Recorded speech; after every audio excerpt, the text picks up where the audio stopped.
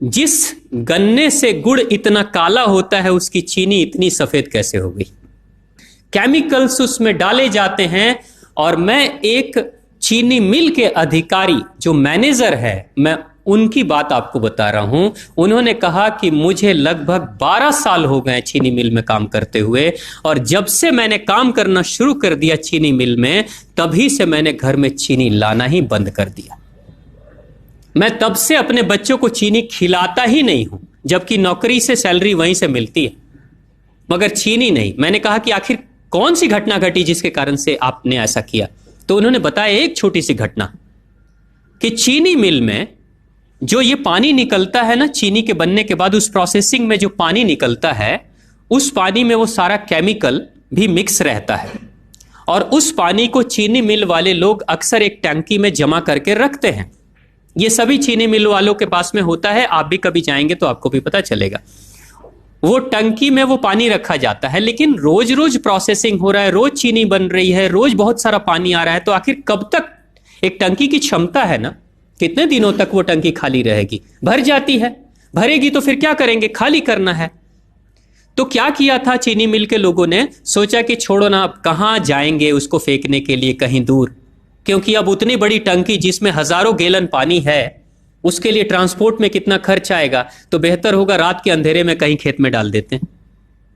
क्योंकि जनरली फैक्ट्रियां तो होती हैं ऐसे ही बिराने में, तो कहीं डाल देते किसी खेत में, क्या पता चलेगा पानी है कि चीनी मिल का पानी है, क्या है। तो ये सोचकर मैनेजमेंट वाले लोगों ने रात में ही उस पानी को खेतों में छुड़वा दिया, और नतीजा ये हुआ कि उस खेत की सारी फसल जल गई, मिट्टी बंजर हो गई। और जब किसान पता करने लगा कि आखिर क्या हुआ मेरे खेत में, जब चेकअप कराया वो मिट्टी का, तो पता चला कि इसमें तो चीनी मिल का जो वेस्ट मटेरियल है वो डाला गया है। तब उसको खबर मिली कि हाँ, किसी स्टाफ ने बताया कि हाँ, हमारे चीनी मिल से ही पानी डाला गया था आपके खेत में, और पूरी मिट्टी बंजर हो गई। उसने केस कर दिया और चीनी मिल वाले को मुआवजा देना पड़ा लाखों रुपए। तभी से वो स्टाफ कहते हैं कि जो मिट्टी को बंजर कर दे वो इंसान के शरीर में जाए तो क्या करेगी। उसी के बाद से मैंने अपने घर में चीनी लाना बंद कर दिया। और सच्चाई है, लगभग अगर आप देखेंगे तो अंग्रेजों के आने के समय अंग्रेज पहला चीनी मिल इन्होंने भारत में ही लगाया था।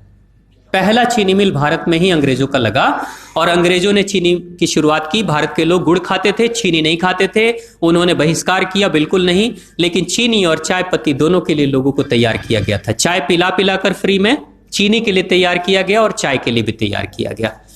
अंग्रेज ने जब से यह शुरू किया है, और पिछले 50 वर्षों से हमारे समाज में चीनी खाने का प्रचलन बहुत तेजी से बढ़ा है, और उसी समय से भारत के लोगों के बच्चों के शरीर में कैल्शियम की कमी होनी शुरू हो गई है।